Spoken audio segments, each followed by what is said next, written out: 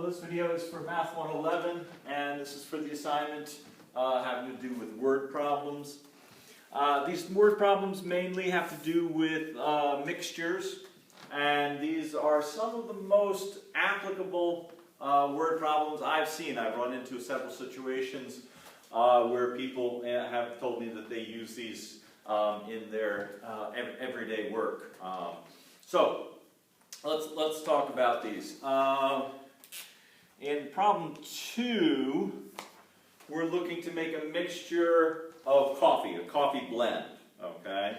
So what we have here is coffee from Kenya, which costs $3.50 per pound, and coffee from Sri Lanka, which costs $5.60 a pound. Okay. The customer buys 3 pounds of the blend for $11.55. How many pounds of each coffee went into the mixture?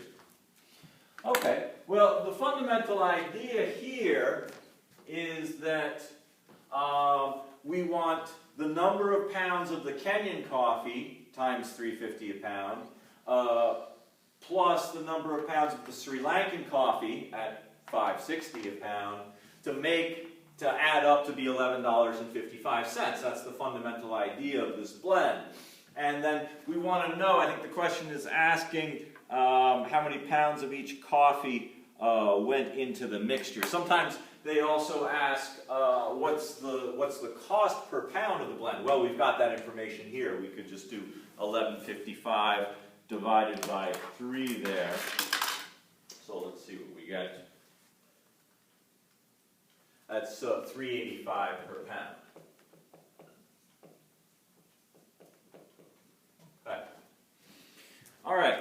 So the idea here, let's say that we call this one K pounds, because we don't know how many pounds of that kind were in the mixture, and we'll call this one S pounds. And again, we don't know how many pounds were in the mixture, but we know that if we do 350 times K plus 560 times S, then that should add up to be $11.55. I'm going to use a different variable besides S because it looks so much like a 5. Let's call it X. There we go. Okay. Well, this is not all that helpful because we have 2 variables in here. So if you're familiar with this and you want to bypass this step, there's nothing wrong with that. The fundamental idea here is that K plus X is 3 pounds, right? Because we got 3 pounds altogether. So these two have to add up to be 3. And so we can say K is 3 minus X, and then go and plug that in for the K. And now we've just got a simple linear equation, and we can solve for X. So let's see here.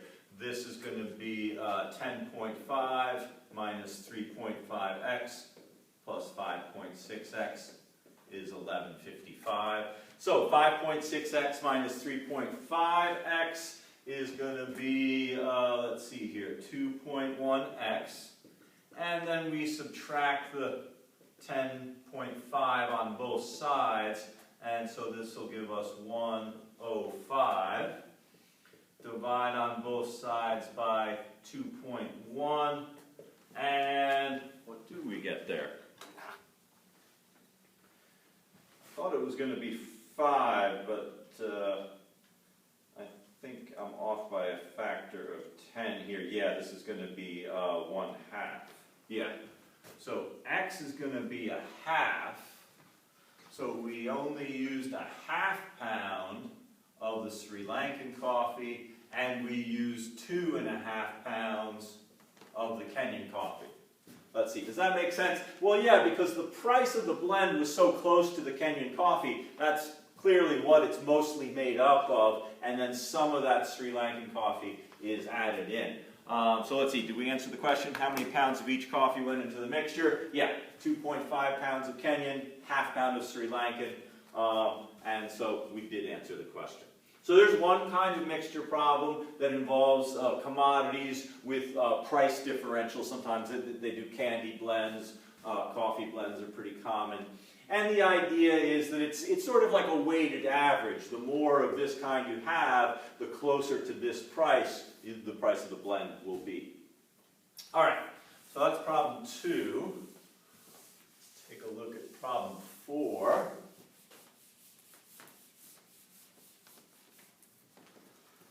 Let's see here, problem 4. Now this one is about acid solutions or chemical solutions.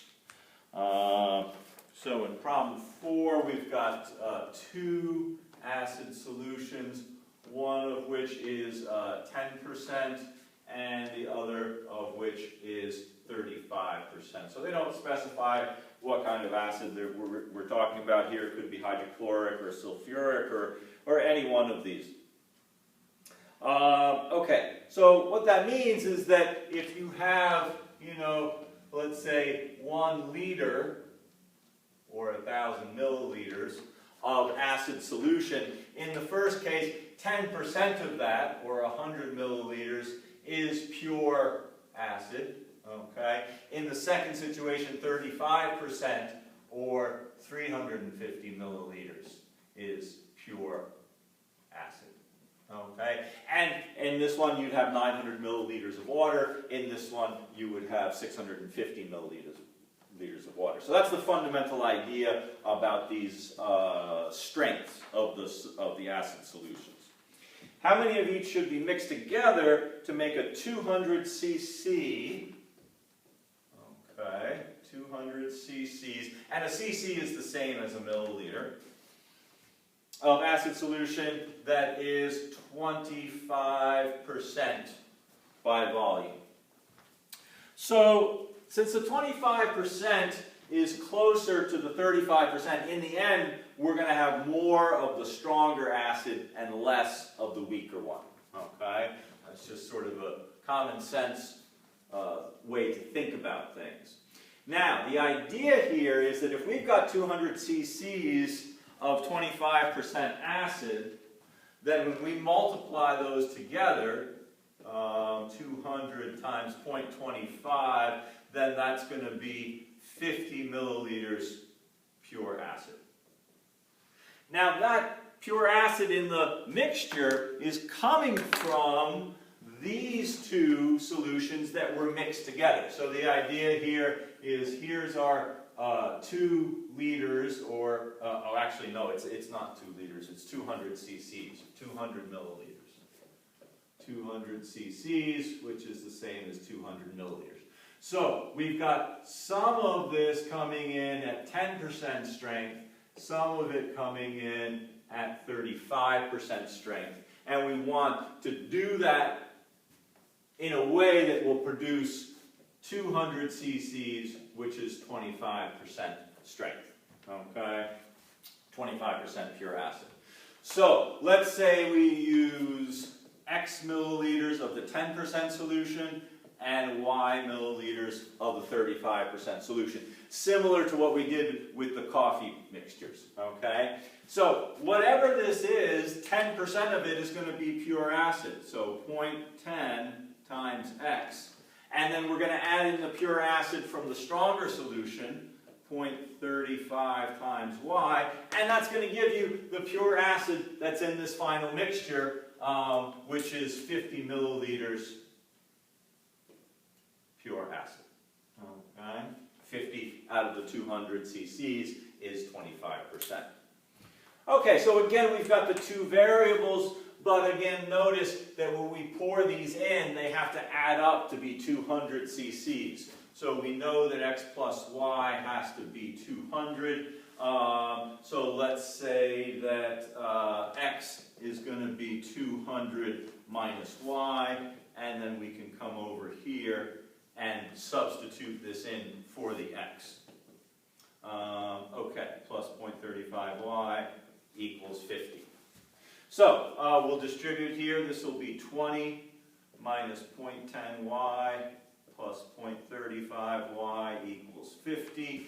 0.25y equals 30, and if we divide on both sides by the 0.25, we should get, I believe, 120.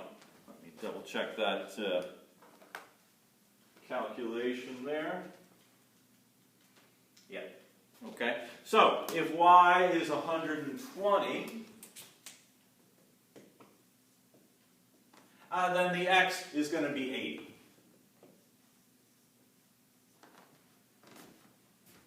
Okay. And so we can go back and double check. Let's see. If we've got 80 milliliters of 10% acid, that'll be 8 milliliters pure acid. And if we've got 120 milliliters at 35% strength, that'll give us 42 milliliters pure acid.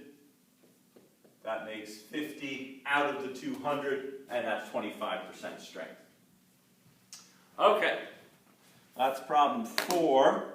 There's one more on here, the even problems. Problem 6 is similar to these. These involve alloys of metal, which really is very similar to these acid concentration problems.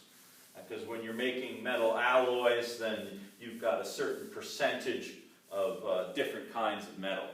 So let's take a look at it, see what they say. A certain alloy contains 10% tin and 30% copper. Okay. So 10% tin, 30% copper. All right. How many pounds of tin and how many pounds of copper should be melted with 1,000 pounds? So we're starting with 1,000 pounds of this original alloy that has 10% tin and 30% copper, or in other words, 1,000 pounds total, and then we've got 100 pounds of tin, right, 10% of 1,000, and 300 pounds of copper. Okay. How many pounds of copper should be melted with 1,000 pounds of the original alloy to produce a new alloy, which is 20% tin and 35% copper? Huh. Let's see here. Oh, how many pounds of tin and how many pounds of copper? Yeah, I was a little confused there because they're increasing both of these percentages, and if we were just adding copper, that would increase the copper, but not the tin. All right, so we're going to add a little bit of both here, and we want to push those percentages up to, what, 20 and 35. Okay.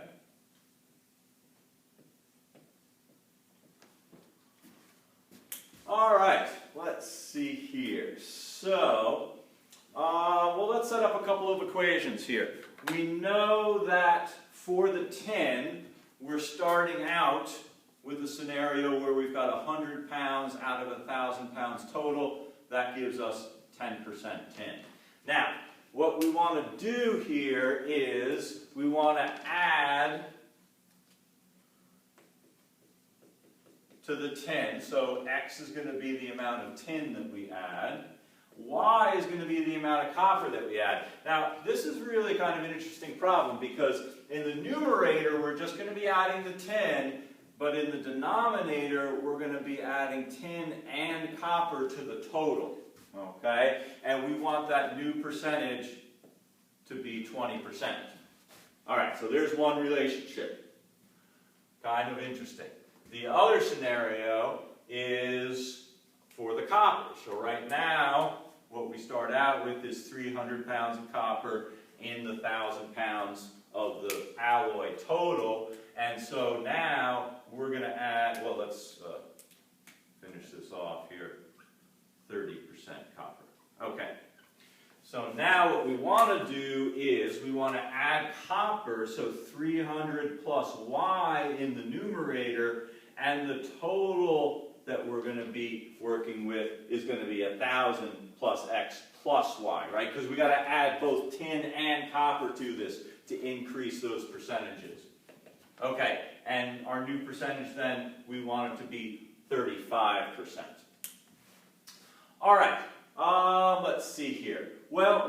couple things that we can do. I think one thing I want to do here is get this out of the denominator on both sides.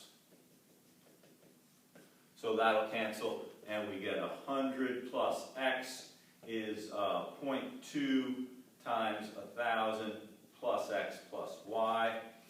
Over here, do the same thing, multiply on both sides to clear out that denominator.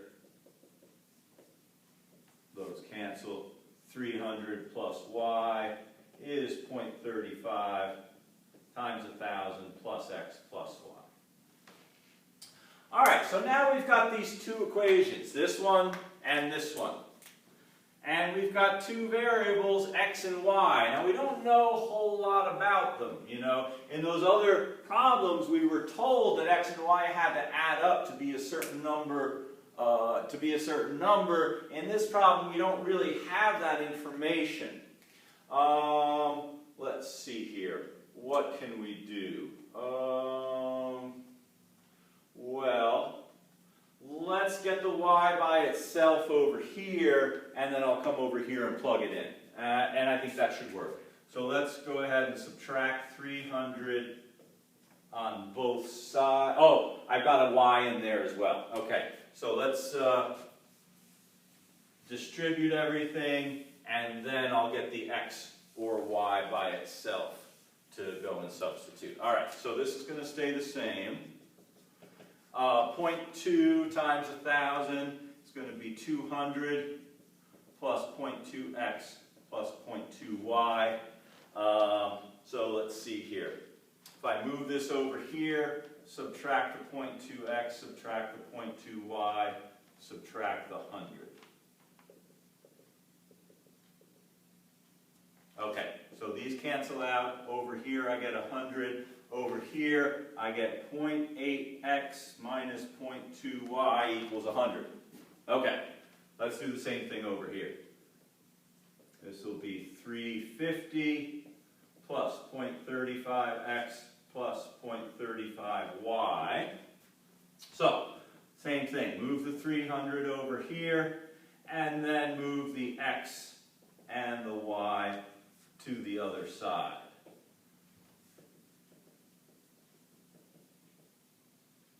Okay, so over here we'll get 0.65y minus 0.35x equals 50.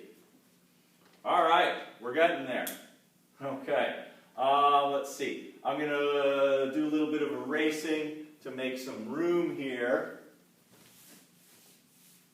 Because now what we've got are these two simple equations. 0.8x minus 0.2y equals 100, and let's see, negative 0.35x plus 0.65y equals 50.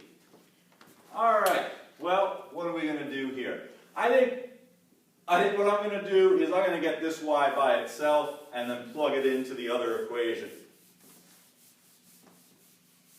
So let's do that. So, we take 0.8x minus 0.2y equals 100.